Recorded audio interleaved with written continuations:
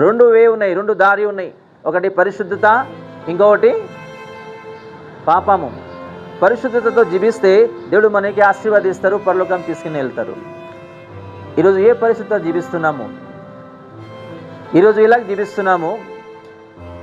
ఇక్కడ క్లియర్ దేవుడు వాక్యం మనకి ఈరోజు నేర్పిస్తున్న ఏంటంటే, మీరు జీవిస్తే మంచిగా ఉండండి నాతో, లేకపోతే మీ ఇష్టశ్రమంగా ఏం చేస్తారో మీరు చేయండి అన్నట్టుగా మనకి ఒక హింట్ దేవుడు వాక్యంతో మనకి ఈరోజు కొన్ని విషయం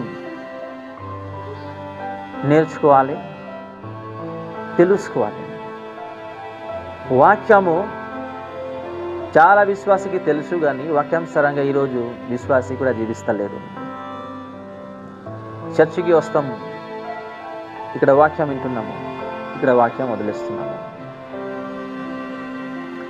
మనకి రెండు దారి దేవుడు చూపిస్తున్నారు. ఒకటి పరిశుద్ధత, ఒకటి అన్యాయం. మీ ఇష్టం అది. ఏ దారిలో మీరు వెళ్తారో అది మీ ఇష్టం అది. ఒకటి నరకం, ఒకటి పరలోకం, అది మీ ఇష్టం అది. అన్యాయంగా జీవించాలంటే ఇంకా అన్యాయంగా జీవించాలి. లేదు, నా దేవుడి గురించి పరిశుద్ధంగా జీవించాలంటే ఇంకా అధికమైన పరిశుద్ధంగా జీవించాలి అని ఒక నిర్ణయం తీసుకోవాలి. అది మన చేతిలో ఉన్నాయి. ఎలా జీవిస్తున్నాము కొంచెం ముందు కూడా చదువుదాం. హల్లెలూయా, హల్లెలూయా. నీతిమంతు అట ఇంకా నీతిమంతుగా జీవించాలి అని దేవుడు మనకి ఈరోజు వాక్యంతో నేర్పిస్తున్నారు. అలాగే పరిశుద్ధంగా జీవించాలి అంటే ఇంకా మీరు పరిశుద్ధంగా జీవించండి అని. ఈరోజు ఎలా జీవిస్తున్నాము, ఎలాగ దేవుడు దృష్టిలో ఉన్నాము, అలాగే విశ్వాసి దృష్టిలో ఉన్నాము, సంఘం దృష్టిలో ఉన్నాము. ఈరోజు ఈ వాక్యం ద్వారా కొంచెం నేర్చుకుందాం. జీవించాలంటే నా దేవుడి గురించి జీవించాలి, లేదంటే లోకానుసారంగా జీవించాలి. That's it. ఒక డిసిజన్ తీసుకోవాలి మనం. ఈ వాక్యం మనకి ధైర్యం ఇస్తుంది, దేవుడు వాక్యం మనకి జ్ఞానం ఇస్తుంది, దేవుడు వాక్యం మనకి అన్ని విషయము తెలియచేస్తుంది. ఈరోజు ఎలా జీవిస్తున్నాము?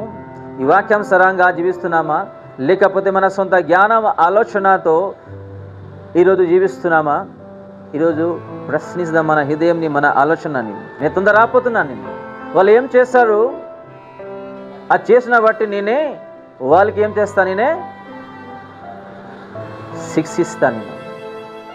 చిన్న విషయం కాదు. ఈరోజు ఇలాగ ఉన్నాం, మీరు భూమిలో ఇలాగ జీవిస్తున్నాము. పరిశుద్ధంగా జీవిస్తున్నామా, లేకపోతే అన్యాయంగా, పాపంగా, అలవాటుతో, రకరకాల సమస్యతో ఈరోజు దేవుడి నుంచి దూరం అయిపోయి జీవిస్తున్నామా? ఈరోజు ఆలోచిద్దాం ఈ వాక్యాంశాన్ని. దేవుడు తొందర రాపోతున్నారు భూమికి. మీరు జీవించాలంటే పరిశుద్ధంగా జీవించండి, లేకపోతే మీరు పాపంతో జీవించండి. హల్లెలూయా. రెండే మాట. జీవించాలంటే పరిశుద్ధంగా జీవించాలి, లేకపోతే పాపంతో జీవించాలి. కొంచెం పాపం చేస్తూ జీవించాలి, కొంచెం పరిశుద్ధంగా జీవించాలంటే అది జరగదు. దేవుడు మనకి తెలియచేస్తున్నారు, మీరు జీవించాలంటే పరిశుద్ధంగా జీవించండి, లేకపోతే పాపంతో జీవించండి. ఎందుకైతే నేనే భూమికి తొందర రాపోతున్నాను. ఎవరైతే సిద్ధంగా ఉన్నారు, నా వాక్యానుసారంగా జీవిస్తున్నారు, నా ఎదురు చూస్తున్నారు, వాళ్ళకి నేనే తీసుకొని వెళ్ళిపోతాను. ఈరోజు దేవుడికి ఎదురు చూస్తున్నామా? ఎలా జీవిస్తున్నామా? ఈ వాక్యానుసారంగా మనలో ఉండే ప్రతి ఒక్క విషయం ఈరోజు బయటికి తీసుకొద్దాం, ఆలోచిస్తాం, ప్రశ్నిస్తాం. ఎందుకైతే దేవుడు పరలోకం నుంచి అందరికీ చూస్తున్నారు, ఎవరు ఎలా జీవిస్తున్నారని. హల్లెలూయా. మేము చీకట్లో ఏం చేస్తున్నామో దేవుడు అని చూస్తున్నారు. దేవుడు ప్రతి ఒక్క మనుషు ఏం చేస్తున్నారు, ఎలా జీవిస్తున్నారు, దేవుడికి ఎలాగ సమయం ఇస్తున్నారు, పరిశుద్ధంగా జీవిస్తున్నారు, పాపంగా జీవిస్తున్నారు, దేవుడు పరలోకం నుంచి, సింహాసనం నుంచి కూర్చుంటూ అన్ని చూస్తున్నారు. అనుకోవచ్చు ఈరోజు కుటుంబంలో ఎవరికి తెలియకగా ఈరోజు చాలా విశ్వాసులు రకరకాల పాపంతో జీవిస్తున్నారు, వాళ్ళకి తెలియదు. ఒక పాపం అనేది సీక్రెట్గా వాళ్ళు మెయింటైన్ చేస్తున్నారు. అది అన్యాయమైనా సరే, తాగుబోతు అయినా సరే, వ్యభిచారం అయినా సరే, లేకపోతే ఒకళ్ళ విరుద్ధమైనా సరే, ఏదైనా కుటుంబంకి తెలియగా ఎవరైతే జీవిస్తున్నారో వాళ్ళకి తెలియదు అని. కానీ పైన ఒకడు ఉన్నారు, ఆయన పేరు యేసు ప్రభు, ఆయన అన్ని చూస్తున్నారు. మత్తయి 7:1 చూస్తే, మేము ఏ మాట మన నోటి నుండి చెప్తున్నామో దాన్ని బట్టి దేవుడు అట మనకి జడ్జ్ చేస్తారట. అంటే ఇది చిన్న విషయం కాదు. ఈ భూమిలో మేము ఎంతకాలం ఉన్నాము, ఏం చేస్తున్నాము, ఇలా జీవిస్తున్నాము, దేవుడికి ఇలా సమయం ఇస్తున్నాము, దేవుడు అన్నీ చూస్తున్నారు. ఒక అబ్బాయి ప్రార్థన చేసినప్పుడు ఒక దర్శనంలో ఏం చూస్తున్నారంటే, ఒక పర్సన్, మంచి పర్సన్ దూతల దగ్గరే నిలబడి ఉన్నారు. దూతలు ఏం చేశారంటే, మంచి ఇంకా చెడ్డ ఈ భూమిలో ఏం లైఫ్లో జరిగింది అన్ని పుస్తకం వాళ్ళు చదువుకుంటూ ఒక జడ్జిమెంట్ తీసుకొచ్చారు.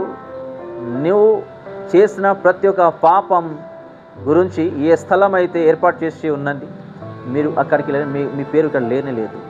ఎందుకైతే మీరు భూమిలో రకరకాల పాపంతో మీరు జీవించారు అని ఎప్పుడైతే దూతలు చెప్తున్నారు, ఈ అబ్బాయి స్పిరిట్ యాని ఆత్మతో ఉన్నప్పుడు దూతల్ని ప్రశ్నించారు. ఏమని? పాపాన్ని వదిలేయండి అని.